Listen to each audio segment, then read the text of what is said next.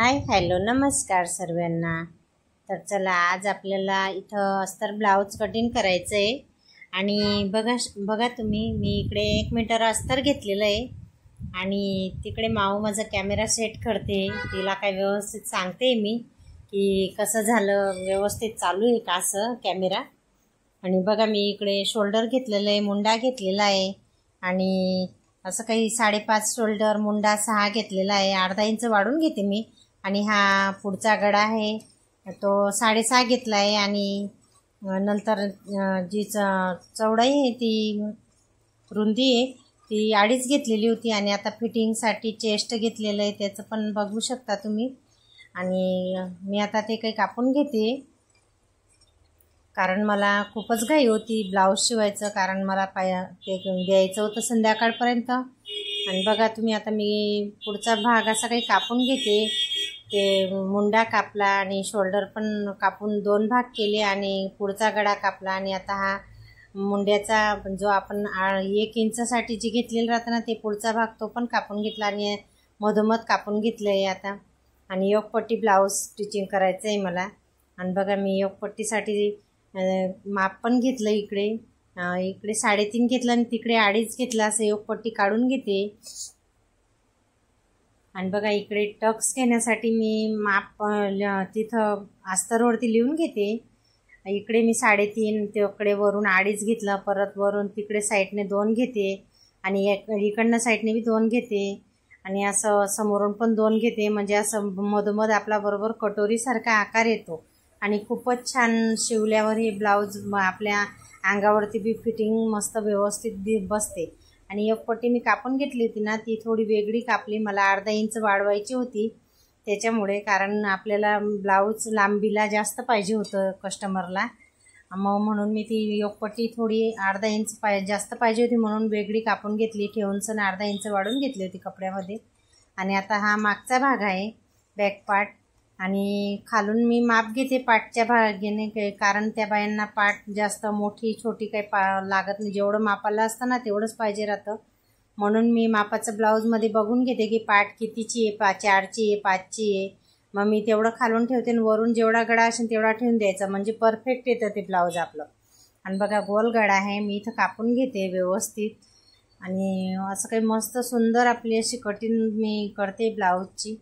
हा front part हे back part आहे असं काही रेडी करून घेतलं आणि आता स्लीव कटिंग करायची आपल्याला।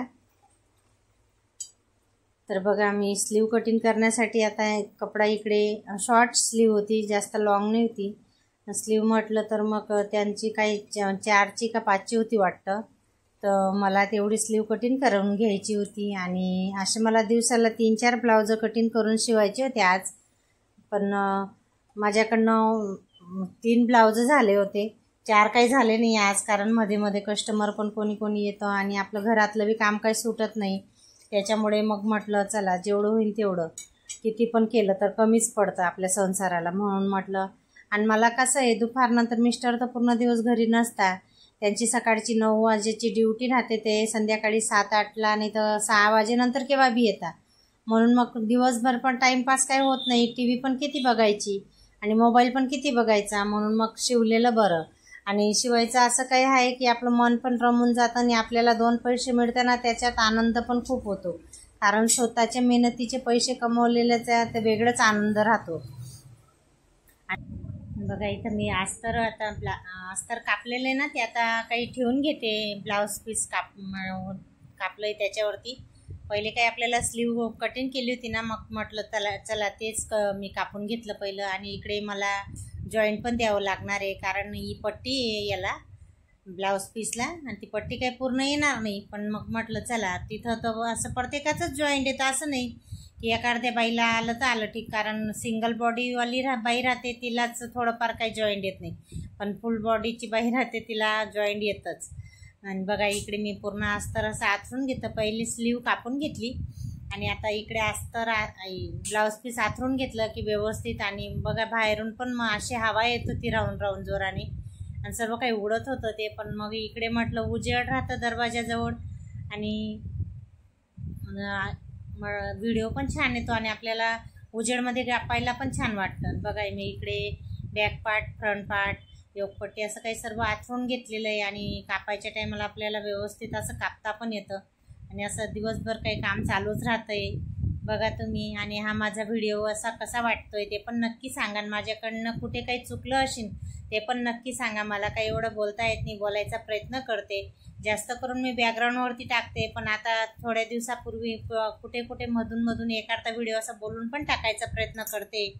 कारण कसं आपण बोलतो तर आपल्याला बोलायची एनर्जी येते आणि कुठे कसं बोलायचं याचं बी कशी भाषा वेगळी राहते. Front part, back part, slew, परत म्हणतो आपण मेजर टेप, मेजरमेंट, असं सर्व काही वेगळं राहतं आणि तीच भाषा राहते असं काही नाही. पण आपण त्या ज्या आता स्टिचिंगच्या कटिंगच्या याच्यात घुसलो की आपल्याला ते बोलावंच लागतं, तेच त्याच्यात येतं. आपण अशी घरची भाषा वेगळी राहते की मी कापते, मी शिवते, पण मला कसं तेच सवय आहे बोलायचं. आणि बघा मी आता इकडे काही पूर्ण असं कापून घेतलेलं आहे ब्लाऊज. आणि आजचा व्हिडिओ तुम्हाला कसा वाटला ते नक्की सांगा. काही चुकलं